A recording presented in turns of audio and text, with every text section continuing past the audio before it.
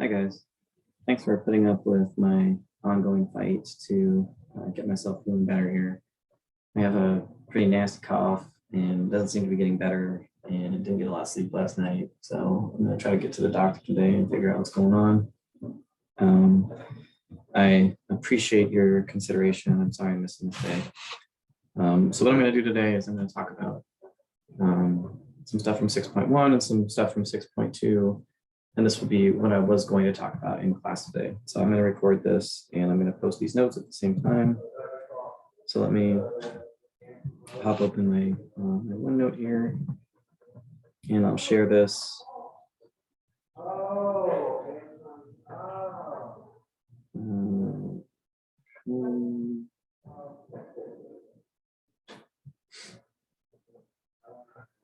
All right. Okay. So what we're going to talk about today is we're going to build up to one of the most important theorems in all of calculus, which is called Green's theorem. And to state Green's theorem, we need one last piece from 6.1, which is the idea of the differential form of a vector integral. So last time we defined what this meant. So the integral over a path x of a vector field f dot ds, we define this to be the vector line integral of f along x. And it turns out that one of the most useful ways of writing down this thing is to actually calculate out what f dot ds actually looks like. So if you write down, make this notation, we're going to write down the f of x, y, z. I could think about that as a function m of x, y, and z in the I direction, and n of x, y, and z in the j direction, and p of x, y, and z in the k direction. Or if you like, instead, you can think about this as m, n, and p. If you don't like component notation, you can put it in vector notation.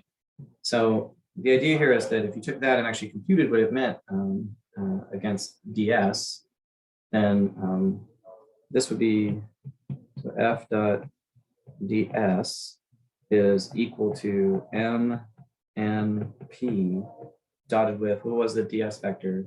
It was x prime, y prime, z prime of t times dt. This component right here, this is ds, the vector version. And if you actually multiply this out, what you're going to get is m of x, y, and z, x prime of t dt, plus n of x, y, and z, y prime of t dt, plus p of x, y, and z, z prime of t dt. And this is called a differential form. And we can take this one step further if we remember that this piece right here, this piece right here, and this piece right here are differentials.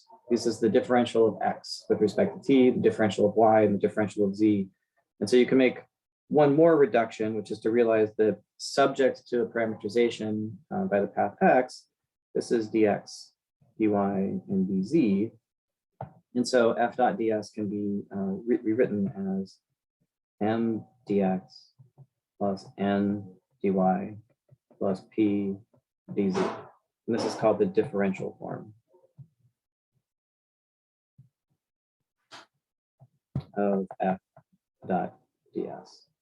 Now notice it doesn't mean anything on its own because there's no t's in here. I can't actually work with this. It's a symbol that says after you choose a path, you can actually compute what this thing is because you'll know the x, y, and z values. That is, you could replace dx with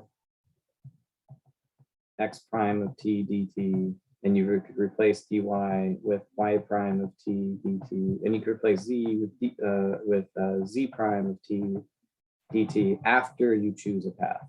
After you choose your path x of t. And so we can just make this a definition, which is that another way of writing this down is the integral over x m dx plus m dy plus p dz.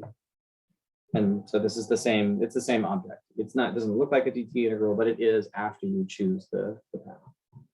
This is also called the differential form. And we're going to need that because we're going to use it to state Green's theorem. So to motivate Green's theorem, I want to talk a little bit about the most important theorem in single variable calculus, which is the fundamental theorem of calculus. And we're going to think about what Green's theorem does by thinking about why Green's theorem is so important, by thinking about what it is that the fundamental theorem of calculus actually lets you do. So the fundamental theorem of calculus, so from one variable calculus,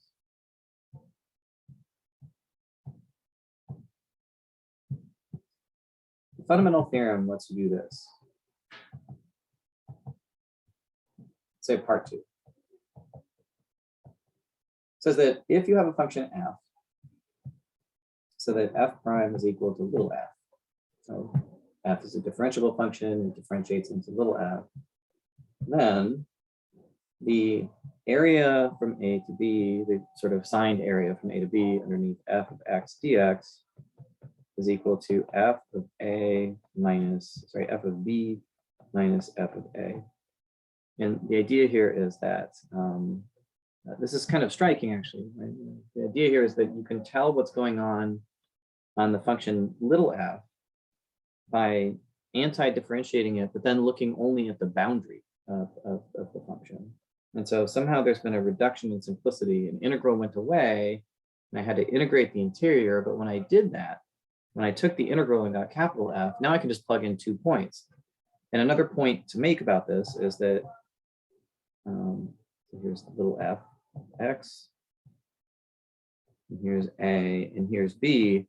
The really strange thing about this is it doesn't actually matter what happens in the middle. All that matters is I can replace this thing, this area, which I think of as being written or represented by the symbol a to b of f of x dx. And instead of having to look at all of the interval from a to b and to see what happens on the inside and chop it up into these rectangles and come up with an approximation, instead, if I'm willing to replace f with its antiderivative, I just have to evaluate it at the edge of the domain. So this is a condition on the area on the inside of the interval from a to b, but then I replace it with something I just evaluate at the boundary. This is evaluated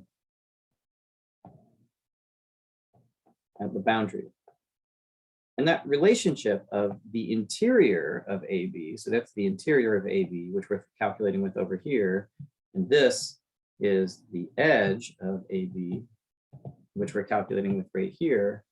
That relationship between sort of anti-differentiation, the fact we've thrown an integral away and replaced it with an antiderivative, and in exchange, we don't have to work on all of the integral, but just at the edge. So that trade-off between the inside of the domain and the edge of the domain, that's basically the content of Green's theorem. So Green's theorem is like the fundamental theorem of calculus in 2 variables. So this is the subject of 6.2, Green's theorem. So first we'll state it, and then draw a picture and see if we can understand what's going on here. So Green's theorem says that if you let D be a closed bounded region in R2 with boundary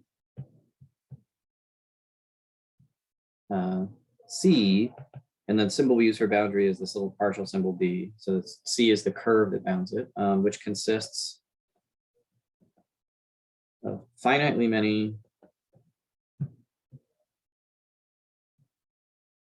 simple closed piecewise curves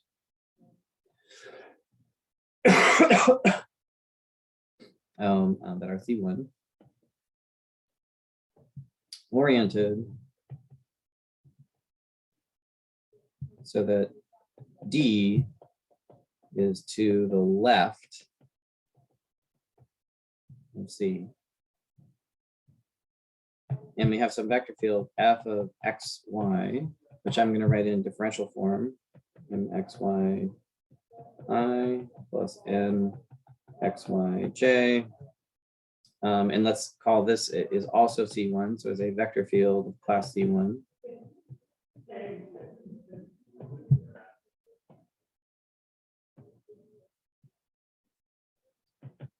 Then we'll go back through the hypotheses in a second here and discuss like why they're all there and what they mean. We get the following: the integral all the way around C of m dx plus n dy. So a single integral, a single line integral, is equal to the double integral over the whole domain of the partial of n with respect to x minus the partial of m with respect to y dx dy. So this is an integral over a domain that's got area, and this is just an integral. The circle here means that you're integrating all the way around some loop. Okay. So as an example, a picture of what we might be looking at here, if you have a region D that looks like this, so here's D, then this part of D, that's the boundary of D. And when I say orient it so that the boundary always is traveled so that D is to the left of the curve, that means I'm going to go this way. Okay. So what we're saying is that the path integral of this thing, so just that's a line integral, right? A scalar line integral around the path is equal to, or rather a vector line integral around the path is equal to this double integral. That's a pretty striking result because it says, on the one hand, what happens on the inside of the domain can be constructed out of what happens on the edge of the domain. And so Green's theorem is sort of like the two variable version of the fundamental theorem of calculus. And the hypotheses of this theorem actually aren't that bad. So what do we want? So to be closed means that it has an edge that doesn't run away to infinity, and also you can put a curve on the outside. The fact that it's bounded means it's got no piece that runs away to infinity. Having an edge consisting of finitely many, so simple closed piecewise curve means that closed means they wrap back on themselves. Simple means they don't twist over the top of each other. So just nice paths like the ones we drew here. Another possible region that you could do with a technique like this would be something like you could have a domain D that looks like this. It could have a hole punched out of it. And now the domain D is this part in the middle. This is D. And now the boundary of D, well, this part of the boundary has to have D to the left side. So we can call this curve C1. But this has another boundary curve, which is right here in the interior. It has a different curve. I have to orient that curve so that it spins around so that again, the area, the domain of the function is actually to its left. So this curve is C2. In this case, the boundary of D is equal to C1 put together with C2. So it's possible that a domain could have more than one piece in its domain like this, or more than one piece in its boundary. So before we talk about how to interpret what this theorem is really saying, there's a physical interpretation for this double integral that we're going to get to. First is maybe we should just believe it. Let's just see if we actually even believe this theorem is true. So let's look at an example. So let's let f be equal to xyi plus y squared j, and let's let D, the domain, be equal to the region bounded by y equals x and y equals x squared in the first quadrant.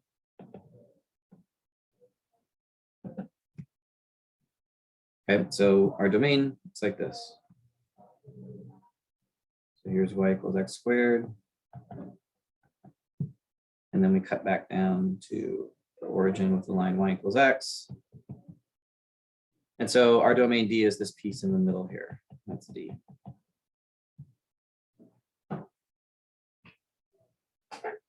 Well, let's take a look at computing this thing. So to begin with, let's look at the integral around the boundary of D of f dot ds. See what that is. So f dot ds in its differential form, so f dot ds is equal to x y dx plus y squared dy. Remember, this is like m. And this is n. And f dot ds is equal to m dx plus n dy. And so the integral that we're going to be working with is the integral all the way around the boundary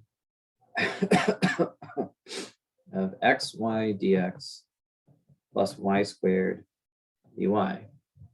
Now I'm going to have to come up with a way of writing down what these curves are because I'm supposed to be working around the boundary. So I have to come up with a path, a path in terms of a variable t that will let me get around the edge here. So I'm going to think about, I got to orient the curve so I'm traveling around it so the domain is to the left. So I'm going to go up this piece with some path in t. I'm going to call that C1. And then once I'm here, I'm going to come back down to the origin with a different path called C2. Okay. And so let's actually just do the parameterization. So the easiest way to parameterize the first curve, y equals x squared, is to let C1 be equal to x equals t, y equals t squared, where t runs between 0 and 1. That will start us at the origin. It will travel along the parabola, and then we'll land at the point 1, 1. Second curve. Well, the second curve is a little bit harder because it has to start at the point 1, 1 and come back to the origin. So let's let, in this case, let's let x be equal to 1 minus t and y to be equal to 1 minus t, where 0 runs between t and 1. And again, if we start here at the point 1, 1, then we travel back down this line until we get to 0, 0 again. So these are called the parameterizations of the boundary D. And now we just use the regular old integral breaking. It doesn't seem like this is going to work, but this is a regular old single variable integral. And so we can cut integrals up into pieces. So if I have a line integral, I can decompose it into the lines corresponding to distinct parameterizations.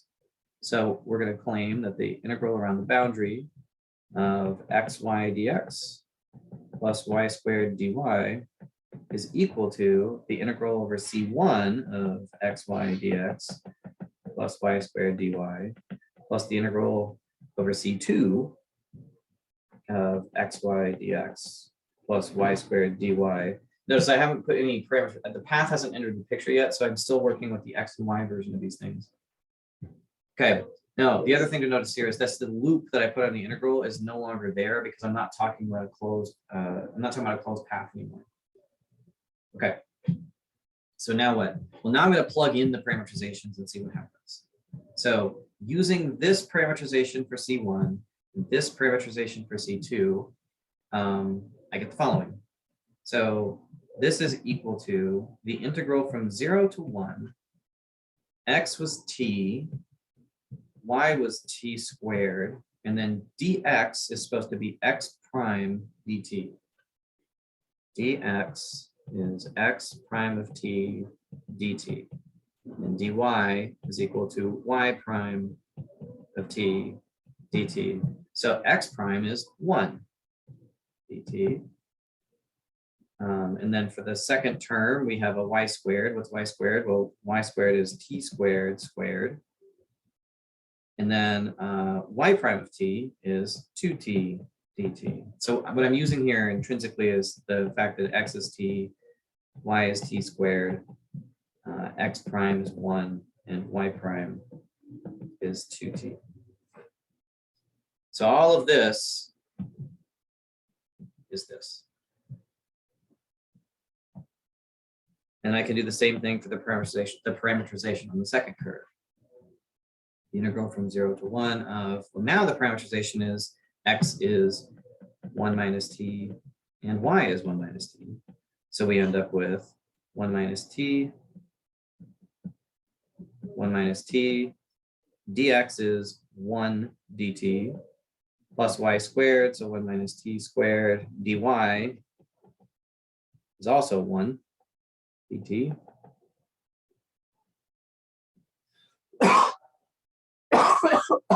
Pardon me.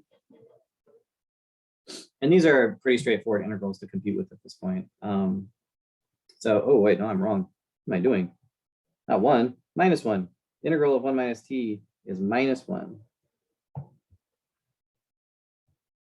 Minus 1 and minus 1. So this should have been a minus 1 dt here, and this should have been a minus 1 dt here. Oh, my bad. Let me write that real quick. 1 minus t, 1 minus t, minus 1 dt, plus 1 minus t squared minus 1 dt. At this point, these integrals are straightforward. If you compute them out, you end up with minus 112 as your answer. Okay, so line integrals, typical, pick a parameterization, plug everything in, compute. On the other hand, what Green's theorem says is that all of this madness here, the integral around the boundary of f dot ds, should be equal to this weird thing where this difference of partial derivatives here. So let's actually do that. So now we're going to compute this guy, the double integral on the interior of dn dot dx minus dm dot dy dx dy. So I guess we should compute what that is first. If you remember, the function f was equal to x, y, I plus y squared j. So m was xy and n was y squared. So dn dx is equal to 0 and dm dy is equal to x.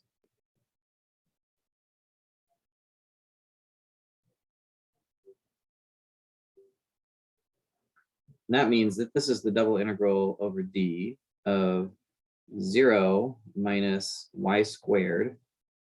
So not y squared. 0 minus x dx dy over the region D. And what was the region D? Well, this is where I use my skills in calculus to decide, well, what I'm going to do is I'm going to think of y equals x as the top function and y equals x squared as the bottom function. And so I integrate from x squared to x, and then I have x values that start at 0 and go to 1. So this integral is the integral from 0 to 1. Those are the x values that you go through. And for each particular x value, you integrate from y equals x squared to y equals x of the function x dy dx. Which is actually a pretty easy integral. So this is the integral from 0 to 1 of x, y evaluated from x squared to x dx, which is the integral from 0 to 1 of x squared minus x to the third.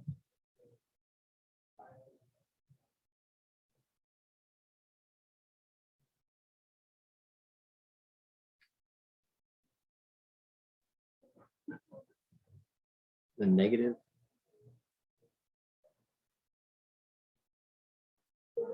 Oh, it's a yeah, there's a minus here. This minus came down. There's a minus here. There's a minus here. So this is the integral from 0 to 1 of x to the third minus x squared dx, which is a baby polynomial. And if you do it, you're going to end up with minus 112. And hey, look, this integral turned out to be minus 112 if I did it the first way. And then if I did it the second way, I also got minus 112. So I told you Green's theorem was true, and I've proved it with one single example. Not really, but the point is to illustrate that like the techniques of integration involved here are very different. And a lot of the facility with Green's theorem is in sliding back and forth from one view to the other so that you can do computation. Okay. So the next thing I'm going to do with this is I would like to talk about Green's theorem thought of as a